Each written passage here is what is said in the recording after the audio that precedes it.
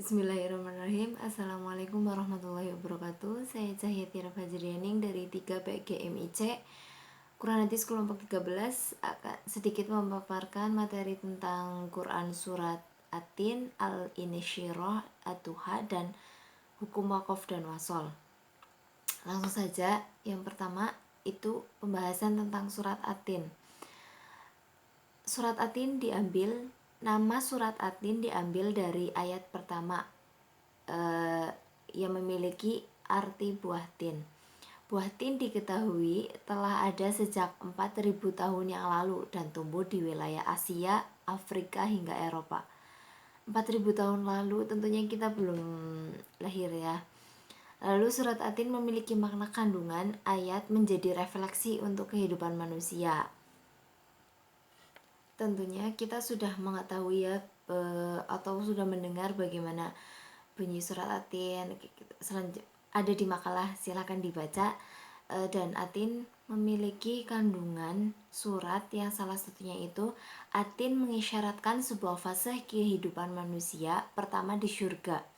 Disitulah ia berteduh di bawah rindangnya pohon tin. Az-Zaitun sendiri mengibaratkan fase kehidupan Nabi Nuh beserta anak dan cucunya yang saat mengalami musibah banjir melihat burung membawa daun zaitun. Mengapa di sini ada zaitun? Karena arti dari Quran surat At-Tin ayat pertama itu watini wa zaitun, demi buah tin dan buah zaitun. Itu salah satu contoh kandungan surat At-Tin ya, selebihnya dibaca di makalah. Oke. Lalu yang kedua itu surat Al-Insyirah. Surat Al-Insyirah dalam bahasa Indonesia berarti kelapangan, merupakan surat ke-94 di dalam Al-Quran. Surat ini berisi tentang penegasan Allah Subhanahu wa Ta'ala tentang nikmat yang diberikan kepada umatnya dan pengingat bahwa kemudahan selalu menyertai kesulitan. Kita sering dengar ya kata-kata sesudah kesulitan itu pasti ada kemudahan. Ya seperti itulah. Lalu dalam kitab Haqi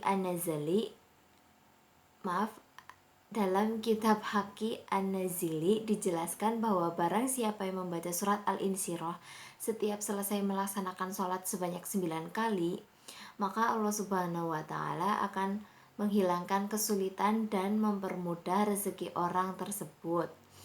Dalam kitab tersebut dijelaskan bahwa barang siapa membaca surat Al-Insyirah itu maka Allah akan menghilangkan kesulitan dan mempermudah rezeki orang tersebut ya. Itu janji Allah. Biar lebih mengetahui, kita bisa baca di makalah surat Al-Insyirah. Oke. Dalam Quran surat Al-Insyirah terdapat kandungan surat Al-Insyirah yang salah satunya Allah melampangkan hati Nabi Muhammad SAW yang dalam usahanya tidak mensyiarkan agama Islam, kerap melalui banyak rintangan. Surat ini tidak hanya ditunjukkan untuk Rasulullah tetapi juga umat Islam yang terkadang juga diliputi rasa susah dan gelisah. Lalu selanjutnya Quran surat At-Tuha. Dalam pengertiannya Quran surat At-Tuha adalah surat ke-93 dalam Al-Quran dan terdiri atas 11 ayat. Surat ini termasuk golongan surat Makkiyah dan diturunkan sesudah surat Al-Fajr. Nama At-Tuha diambil dari kata yang terdapat pada ayat pertama yang artinya waktu matahari sepenggalangan naik. Surat At-Tuha menerangkan tentang pemeliharaan Allah Subhanahu wa Ta'ala terhadap Nabi Muhammad SAW dengan cara yang tak putus-putusnya, larangan berbuat buruk terhadap anak yatim dan orang-orang yang meminta-minta, dan mengandung pula perintah kepada Nabi supaya mensyukuri segala nikmat. Sesuai namanya, surat ini turun pada waktu duha, pagi hari, sebagai jawaban atas pertanyaan dan hinaan yang dilontarkan oleh kaum kafir yang menganggap bahwa Rasulullah Shallallahu Alaihi Wasallam sudah tidak pedulikan lagi.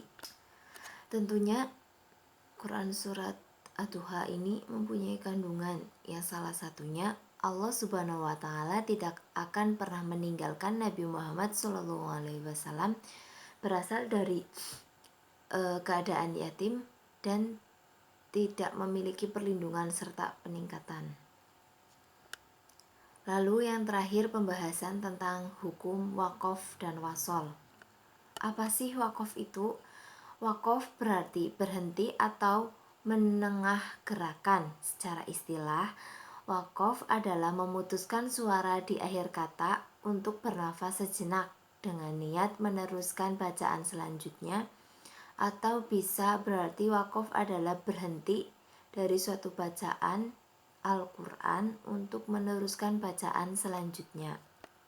Dan yang terakhir wasol. Apa itu wasol?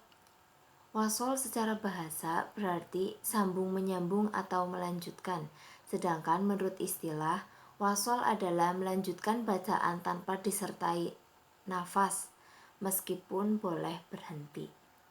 Yang artinya atau maksudnya, seorang yang membaca Al-Quran dengan wasol berarti dia harus membaca terus bacaannya atau bacaan selanjutnya tanpa berhenti dan tanpa bernafas. Berarti walaupun itu ada tanda berhentinya, tetap dilanjutkan. Seperti itu penjelasan dari saya. Selebihnya bisa dibaca di makalah. Sekian penjelasan dari saya. Bila kurang jelas bisa dibaca di makalah atau ditanyakan kepada pemakalah. Kurang lebihnya mohon maaf. Terima kasih. Wassalamualaikum warahmatullahi wabarakatuh.